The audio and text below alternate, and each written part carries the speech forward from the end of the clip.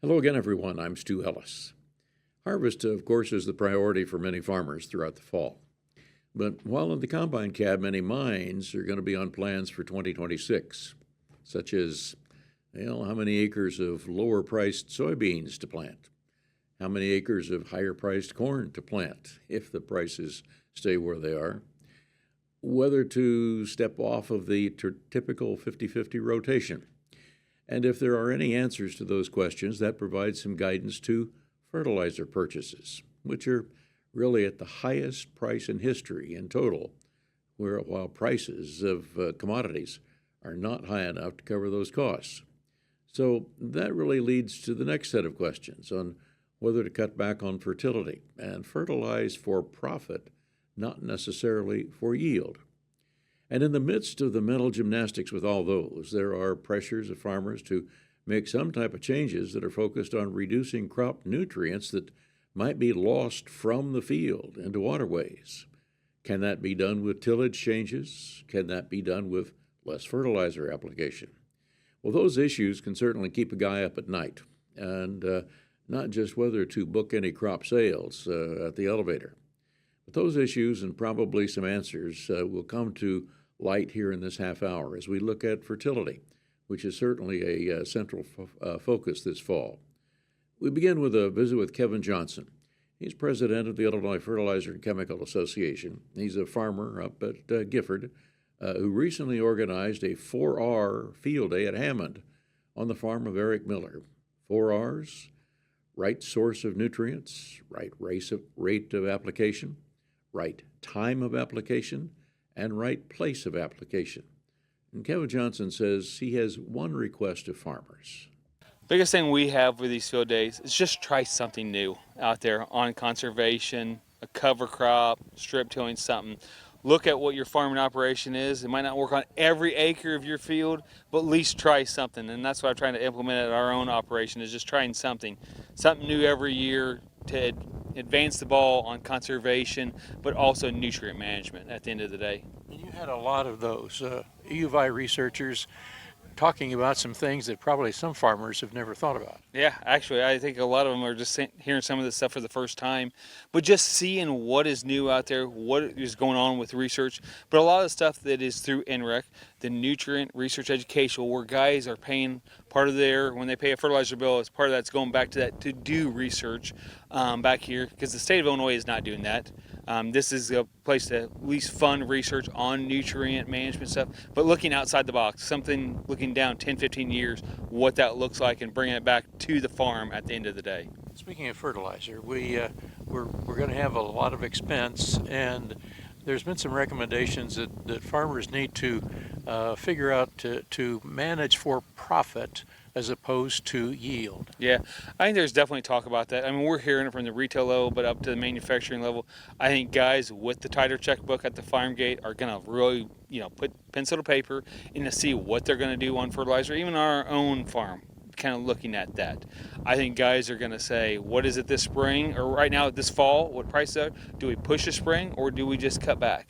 I mean, I'd love to say you guys are going to put on the same amount of phosphate as what we did last year, but I think with the economics of the economy right now in farm country, that's probably going to be different. But I think guys are really trying to put it to pencil to paper to see what that actually looks like.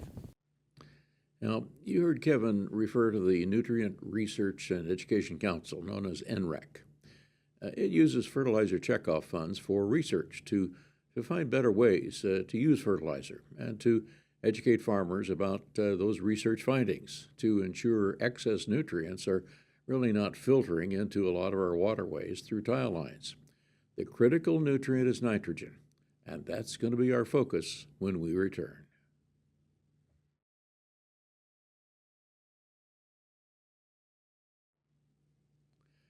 Nitrogen. Something that's really required to build a corn crop. Corn needs nitrogen to provide a good yield, but should a farmer apply nitrogen for profit or at a rate that would end up in a bigger yield? That's the conversation with University of Illinois fertility specialist John Jones, relatively new to the staff at the College of ACES. And also the conversation includes the maximum return to nitrogen. which is important in tight financial times. I think one of the ways that we evaluate the fertilizer nitrogen demand using the MRTN approach is to first look at yield response. That's where the lion's share of the work is done, right. Yield response to nitrogen fertilizer. But then we evaluate to make sure that the last pound of nitrogen applied is essentially paid for by the bushel of corn produced. And so in essence, you're getting the highest ROI possible out of that nitrogen fertilizer for that management system. And when we think about current price conditions, that certainly is an exercise that is worth doing. When we think about the looking at current price conditions, we're bouncing around 50 cents per pound of nitrogen as anhydrous ammonia. Certainly when you look at UAN prices, they're higher right now. That may change as we go into the spring. But when we're thinking about the ratio of corn price to nitrogen fertilizer, it's quite a bit lower than, we'll say, the number that we usually see in a 4 or 5 year running average. So usually we use a 10-to-1 ratio as something that we base a lot of evaluations off, and right now we're at about an 8-to-1 ratio. If we think about corn price per bushel to nitrogen fertilizer price per pound. And so when thinking about the maximum return to nitrogen rate, that's an evaluation of what fertilizer is going to lead to the highest economic return. A few things to consider right now in the fall is that when we come up with that number, we do consider fall applied ammonium phosphate, so from your MAP or DAP. We've seen from comparisons of fall applied and spring applied DAP and then spring applied UAN that we see, at least in our studies for across I believe 8 site years, we saw that the nitrogen supply was consistent across all timings and products. So the recommendation that you would have for farmers would be, in essence, what? Count your eggs, so to speak, or count your chickens. Do an accounting of the amount of nitrogen going out into the field as phosphorus fertilizer, as even the amount of water conditioner that you applied with herbicides. There's some probably AMS going out there. But when we think about the total amount of nitrogen applied to the corn crop, that's what we use to determine the economic optimum end rate, not just the nitrogen only fertilizer. So manage for profitability instead of manage for yield. Well, I say yes, firstly to answer that question is that's what we are looking at, the profitability of that nitrogen applied, but we're already maximizing yield. One of the things that we take from the research is that the yield where we've maximized yield with a given nitrogen rate, it's usually about 1 to 2 bushel difference from where we've maximized profit. It really doesn't shift down that much, we'll say, the response curve in changing between maximizing yield versus maximizing return to N. And I think that's really important, is that, and it reverberates through what we think about nutrient losses and use efficiencies. If we're maximizing yield, we've maximized that crop's internal and use efficiency to convert energy to a product that will harvest and sell. Okay. Are farmers shortchanging themselves and not accounting for the nitrogen that may be in other fertilizers and kind of hurting themselves in that profitability scenario? I certainly would consider it, especially when you're doing an accounting or balance of the amount of nitrogen that's going on to your fields before your corn crop or during your corn crop. Okay. We certainly know that if nitrogen is applied in the fall, it has a higher susceptibility to be lost, whether it's anhydrous ammonia or MAP or DAP. And so there's some risk in that. The challenge is that in general, we've had some relatively dry falls that haven't led to a lot of fall nitrogen loss, and that's fairly consistent where most of the N loss that we see from leaching is in the spring. Weather fluctuations are unpredictable when we think about, let's say, 80-degree days in October or 80-degree days in March. We don't really have a great understanding of how those kind of blips in soil moisture and temperature affect the conversion of nitrogen. But in general, you're going to be more risk averse or not is going to be a decision each farmer needs to make. I think one of the challenges, though, that is important is making sure that if you've got N out there as your P fertilizer, as most of the P fertilizer is applied with co-applied with nitrogen, account for it. What have I not asked about that's important to this conversation that you want farmers to know and or think about? I think one of the big conversations that likely is going to come up this fall is prioritization of nutrients specifically in the realm that I work in. One of the ways that we can think about that is making sure that we have updated soil tests that are going to guide those, let's say, dry fertilizer decisions. Something to think about: if you've soil tested in 2020, 2022, 2024, those have all been pretty dry falls. And those may have, we'll say, biased or skewed potassium or pH numbers. And so in doing so, if you're soil sampling again this fall and it is dry in some parts of the state, some parts it's not, think about how those numbers may have been trending over time relative to your sampling conditions. Also, spring sampling is an option. We generally have more consistent moisture, but for you or your agronomist, the timing's got to work out. However, now is a great time to receive an ROI or high ROI to soil testing, because you're able to identify those grids or zones where they're high testing and they don't need to have PRK applied. Now, as farmers look at nutrient use, one that's getting a lot more attention is sulfur. University of Illinois crop production specialist Giovanni Prezafontes, who wants farmers to know that there's an interesting dance between nitrogen and sulfur in your soil. And it may need individual farmers' field research to boost yields instead of reducing yield. Yeah, if you think about sulfur chemistry in the soil, that's very complex.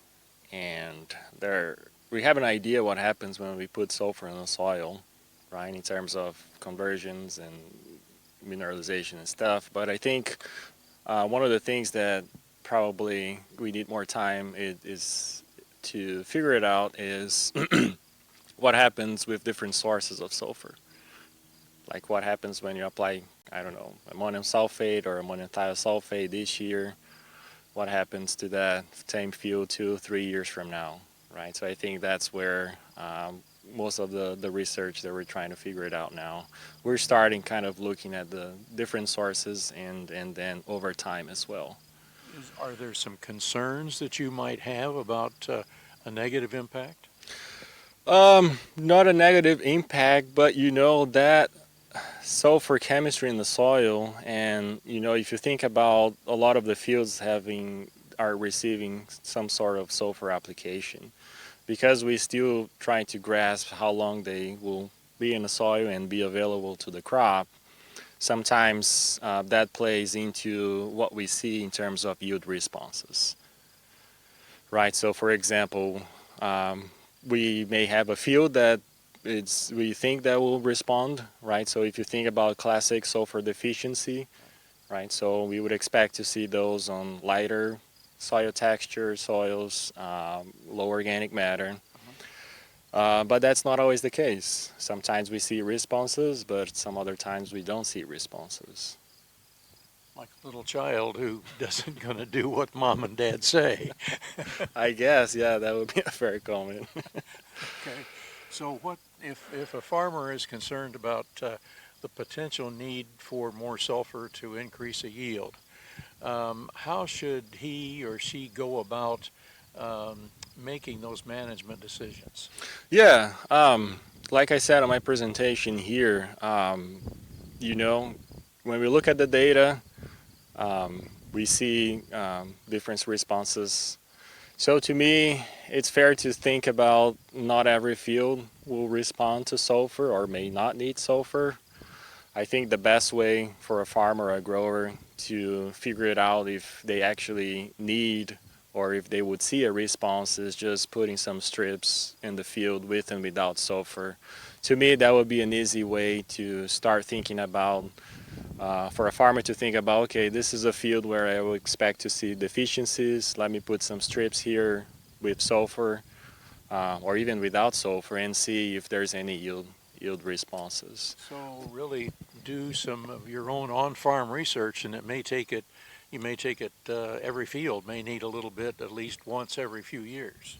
Yeah, and then you can start building your database, right, with your different fields, and then as you move and then you do more years, I mean, the more data you have, the more confident you can be in terms of management. Okay. All right. So I think, yeah, that would be an easy way to start, but again, not every field will respond, so yeah, I would start with that.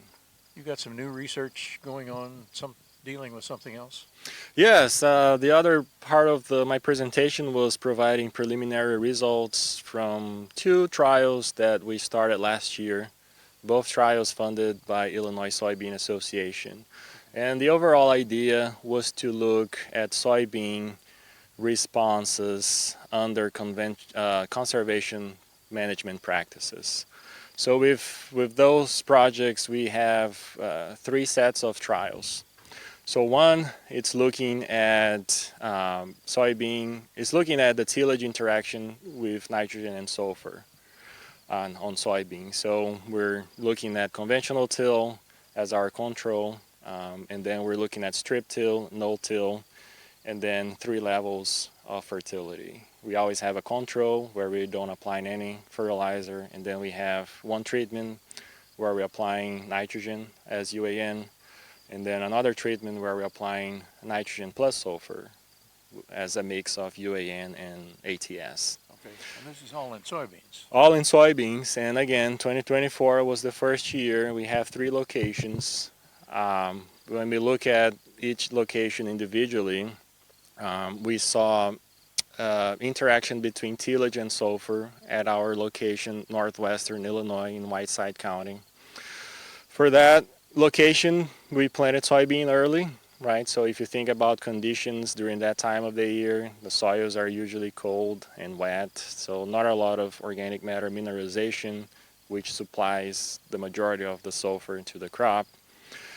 When we look at the yield data from last year, it was interesting to see that we actually saw the highest yield coming with the no-till treatment when we had no fertilizer application.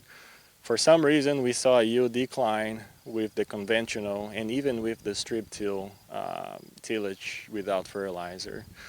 But one interesting thing that we saw is that when we added nitrogen with the conventional tillage and when we added the combination of nitrogen and sulfur with the strip tillage system, we were able to bring those yield back and being comparable to the highest yielding.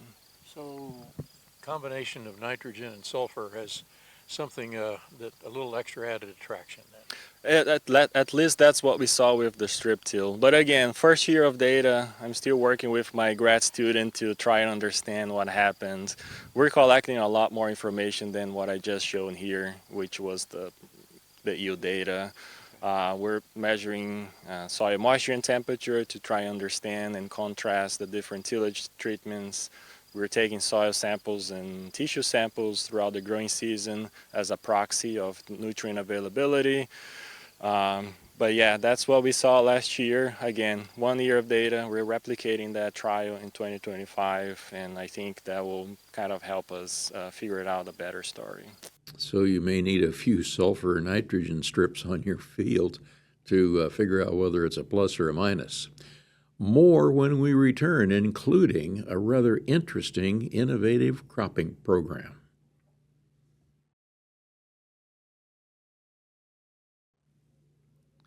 Well, we've talked a lot about fertility. We've talked a lot about nutrient management. Solutions to all of these issues are many. But an interesting concept was offered by University of Illinois fertility specialist Lowell Gentry, who developed a 3-crop rotation with cover crops over 3 years that manages all of the potential excess nutrient issues you might have. We're talking about adding winter wheat to a corn-soybean rotation, but that allows us to bring in double crop soybean after the winter wheat, and we're also planting a winter hardy cover crop after corn ahead of soybean, which is cereal rye. So when we put it all together, our soil is covered up with live roots 30 out of 36 months in the 3-year rotation, where in the 2-year rotation of just corn and soybean, it's only covered up for 10 months out of 24. So the whole point of all of this is cover crops then, and to make sure that we don't lose any soil?